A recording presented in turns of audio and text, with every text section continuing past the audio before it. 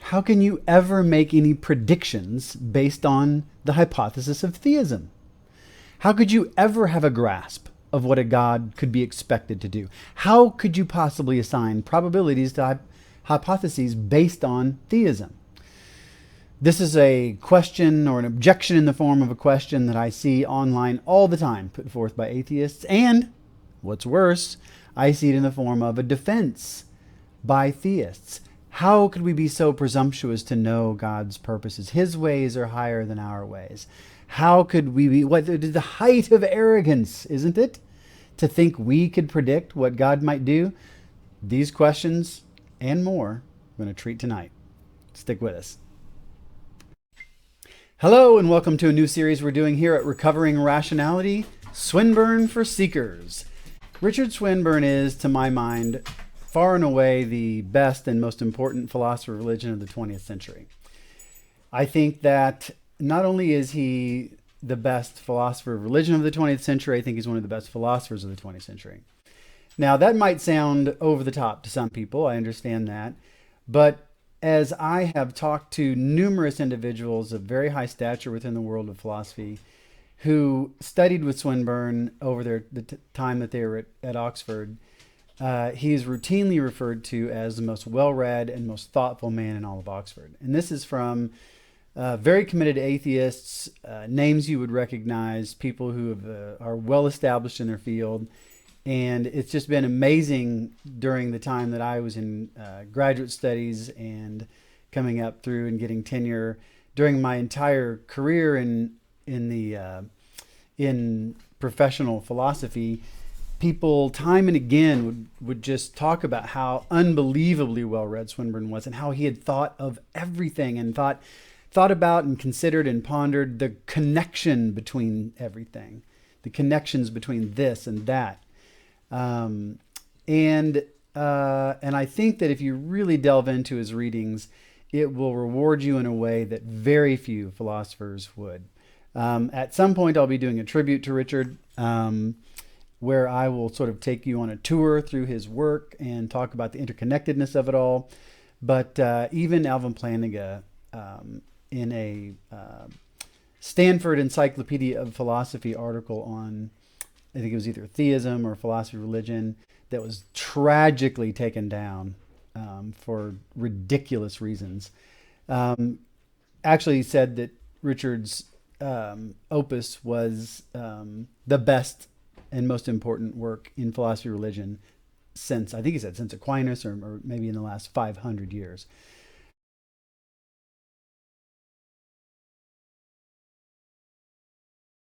So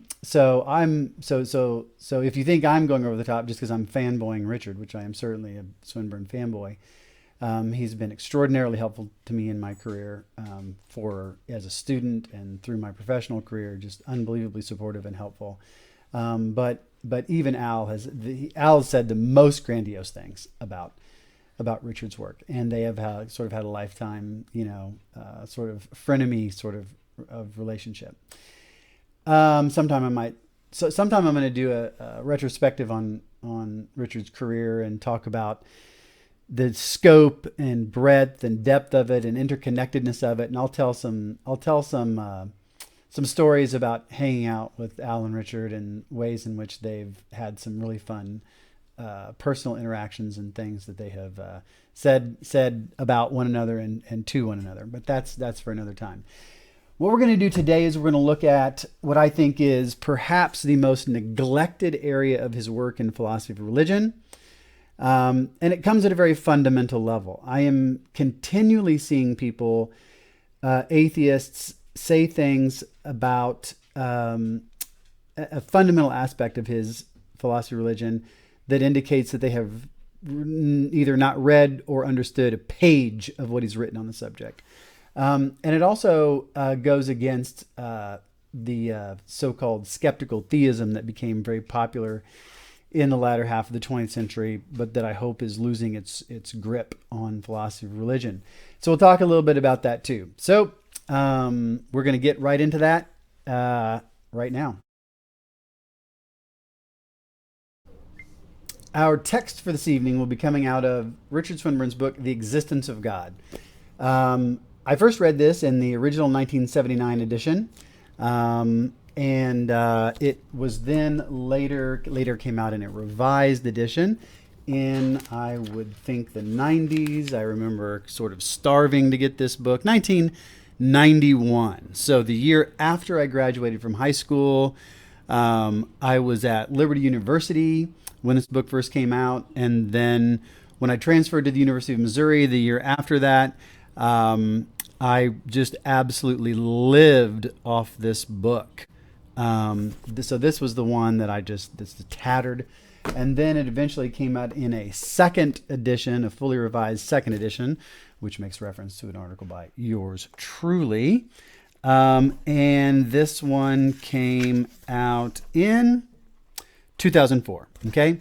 So I've read this book in its numerous editions, not that much changed, but subtly so. And the chapter that I think is most neglected by both theists and atheists is called The Explanatory Power of Theism, General Considerations. You okay, bud?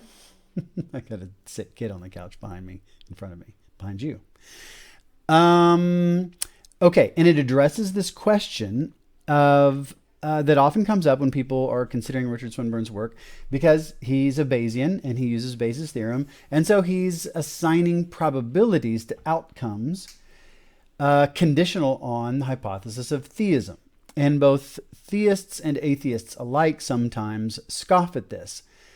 I'm going to primarily be dealing with the version of it I see from internet atheists, and in a separate podcast I'll talk about the issue as it pertains to Christians using it as a defense against the problem of evil.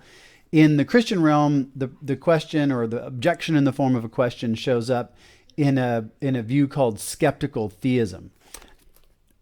Various views on skeptical theism in this book I co-edited with Justin McBrayer called Skeptical Theism, New Essays. One of the essays is in there, a pair of the essays in there is an exchange between myself and John Matheson that continues an exchange in print in the pages of, I think, Faith and Philosophy, that where I very much go against skeptical theism. I do not like the view at all. I think Hudson has by far the most plausible version of it. But in general, I don't think the view holds water. You can read my Stanford Encyclopedia of Philosophy article on skeptical theism, and I try to be pretty neutral there, but there's a section on objections there, but that's going to be for another day. Today, we're going to focus on the objection, typically as we see it from internet atheists who think theism is so vague or whatever that you can't make any predictions. It's unscientific, which of course the whole scientific, unscientific predicate terminology and the way of framing the debate is ridiculous anyway. It's absolutely an asinine sort of objection. It's theism is as scientific as anything is. I think the demarcation problem is just a ridiculous way to come to the issue. But we'll talk about maybe it'll come up. We'll talk about the nature of the scientific versus the unscientific. But we're going to focus on how, in Richard Swinburne's view, you assign probabilities to outcomes conditional on theism. And again, as I say, the primary text for that is in a chapter called The Explanatory Power of Theism, General Considerations. It's chapter 6 in each edition of The Existence of God. And the idea, though, one reason why I think people didn't quite get it is because he assumed the idea and thought it was kind of obvious and hadn't spelled it out quite so distinctly in a lot of ways until he got to this book, The Christian God, which gives his most succinct but fully developed picture of God's nature. And so I'm going to start with that. I'm going to start with God's nature as conceived by Swinburne, and then use that as a transition into the material on prediction. So, what is the hypothesis of theism according to Swinburne? Now, let's do a little clarification here. This is so. Richard has been the subject of very unfair criticism for the idea that his view of God is not high enough. That is a failure to understand the distinction between natural theology and sacred theology. Richard is a perfectly small o orthodox, capital O orthodox person. He is a capital O orthodox Christian and is entirely small o orthodox in his beliefs. We can argue about social Trinitarianism and various other things, but what we're talking about here isn't his doctrinal or dogmatic theological view of God. It is the view of God that is part of natural revelation, and therefore the version of God that he works with, the definition of God that he works with when he's practicing natural theology. Now, obviously, in sacred theology, that depends upon not just the book of the world, but the book of the Word. You are going to get a fuller, richer picture of God's nature.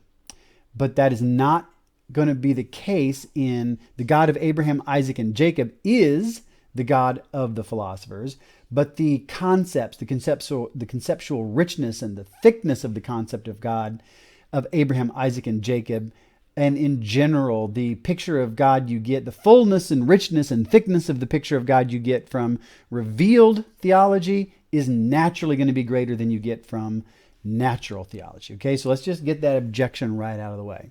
So from the standpoint of natural theology, the concept of God that Richard posits is very simple. It's about as simple as anything could be. He postulates a person or personal being. In the revised and second editions of The Coherence of Theism, he talks about how the Trinity fits in there. We're just going to bracket that for now and talk about God as a person. It is the concept of a person who is unlimited in both power and knowledge. Okay? That's it. That's it. Two properties. One entity with two properties held in the simplest possible way. That is to say, without limit. Now, in the Christian God, he has a version of the doctrine of divine simplicity where he says there is a single property, sheer limitless intentional power, and that it could be that God's knowledge is actually just one aspect of this property called intentional power. So maybe God only has one property. But we don't have to go there for right now. Right now, we're going to assume that God has two properties: unlimited power and unlimited knowledge. Okay? Now, Richard also assumes in moral theory a version of motivational internalism. What is that? What is motivational internalism for these purposes? It is the view that a rational agent, when it perceives something as good, is intrinsically motivated to bring that about and will seek to do so unless overridden by some higher power or some inner weakness. Okay?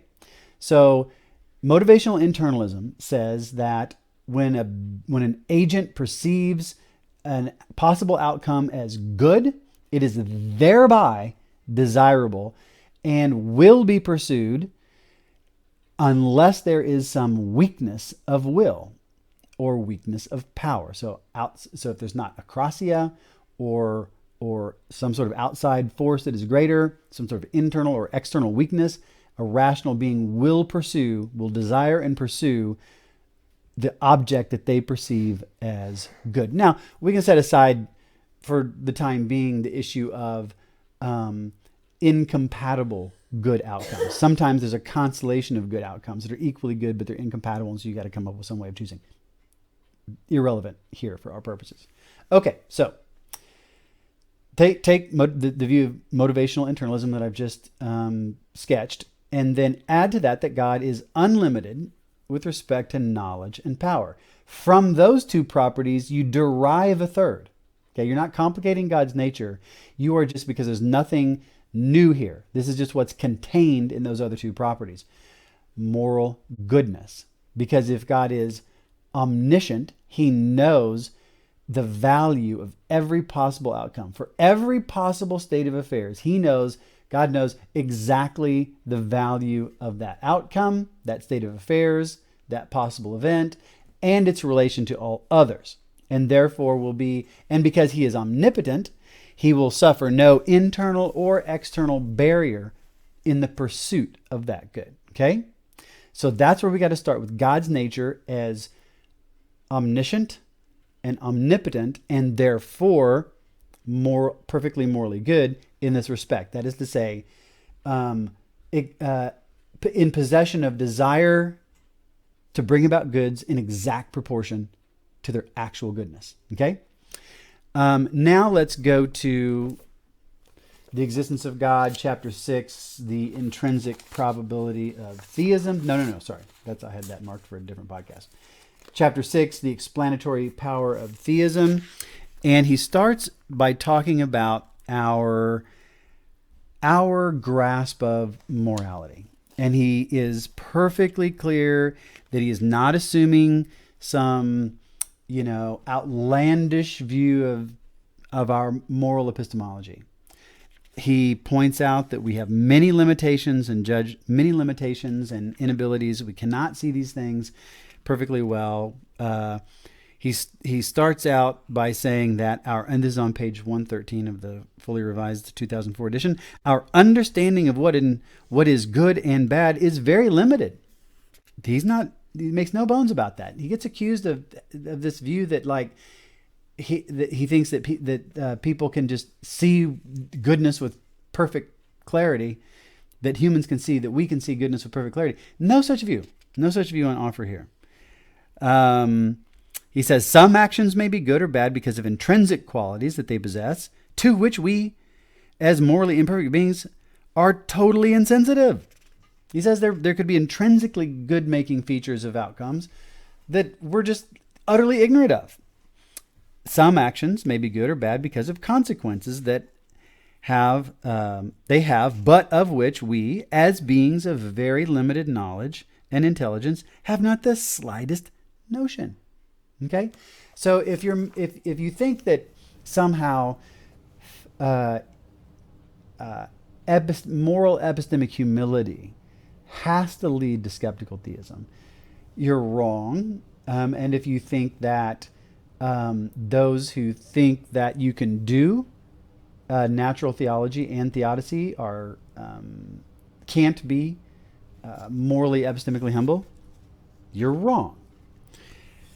And because these aren't just empty words. He very much means this. Yet clearly most of us have some understanding of moral values. And that word "some" there is important because it gets repeated later. And it's a weak claim that he's making, but it's a claim that's strong enough, as we will also see.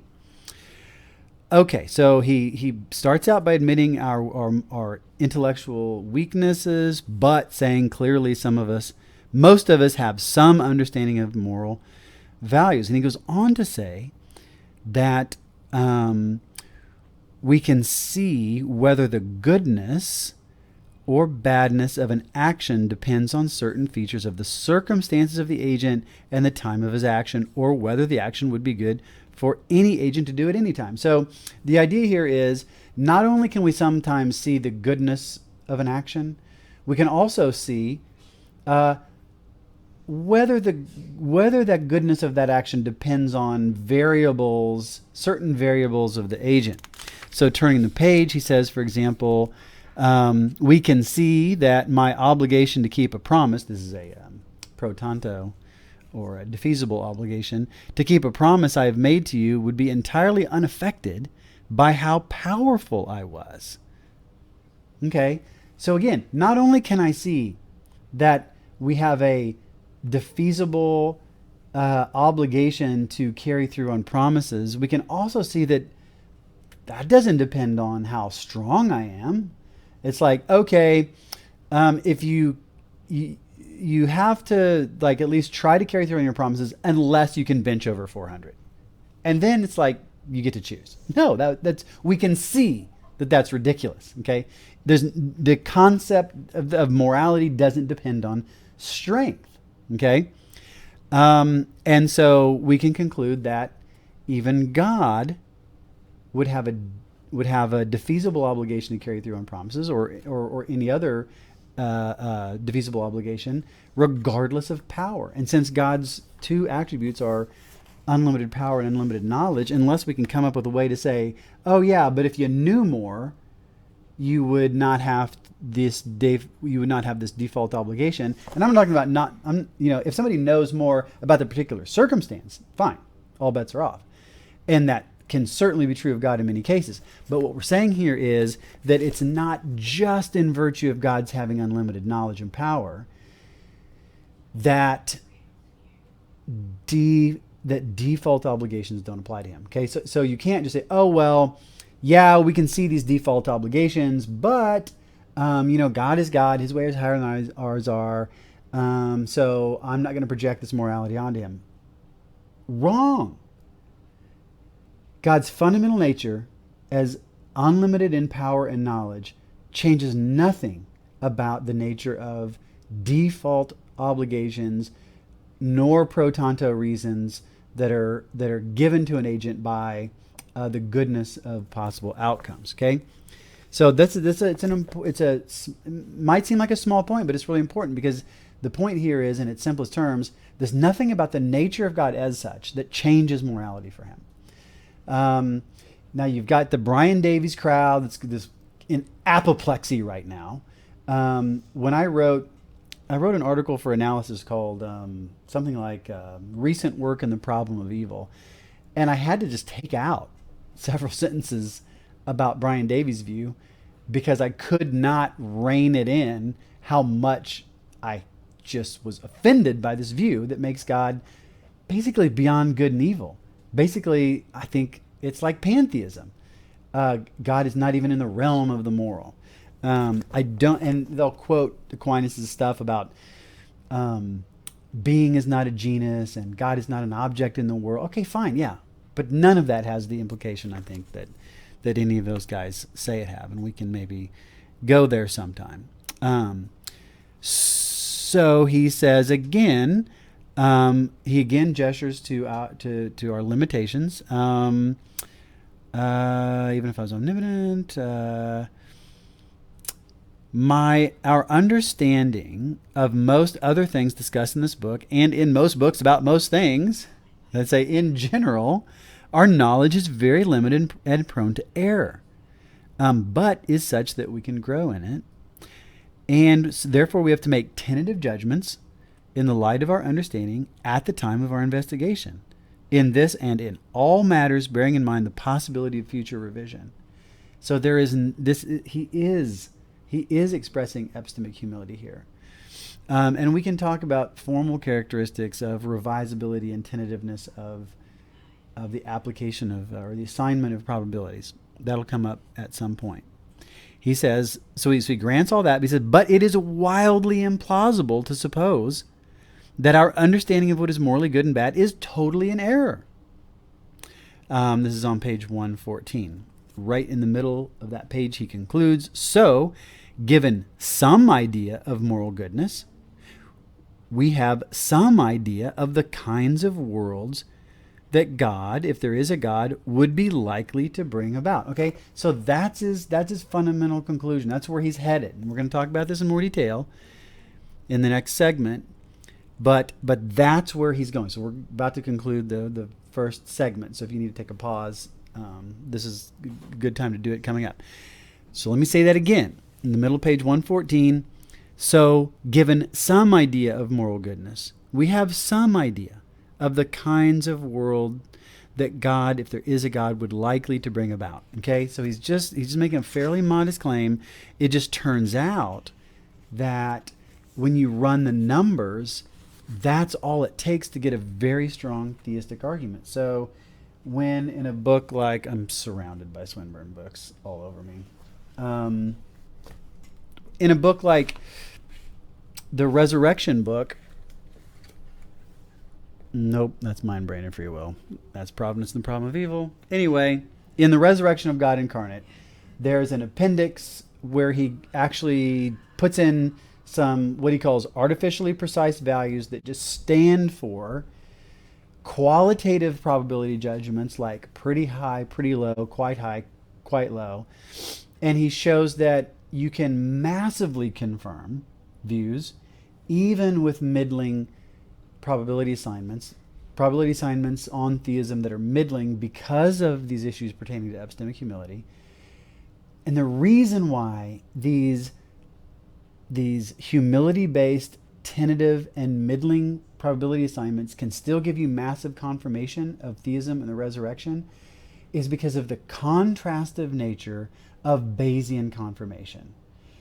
Because if one hypothesis makes the data modestly probable, but its rival makes the data extremely improbable, what you get is a ratio of predictive value that gives you what's sometimes called a Bayes factor that allows data to strongly confirm one hypothesis over and against a competitor because of the relative degree of predictiveness. Okay, so another myth about Swinburne's use of confirmation theory is that he thinks, oh yeah, we can say God's definitely going to do this for a lot of things. He does think that some things are extremely likely given theism, especially the creation of a world, just a bare world outside of himself. We'll talk a little bit about that later, but very rarely does he do that. I think I can only think of one or two cases in which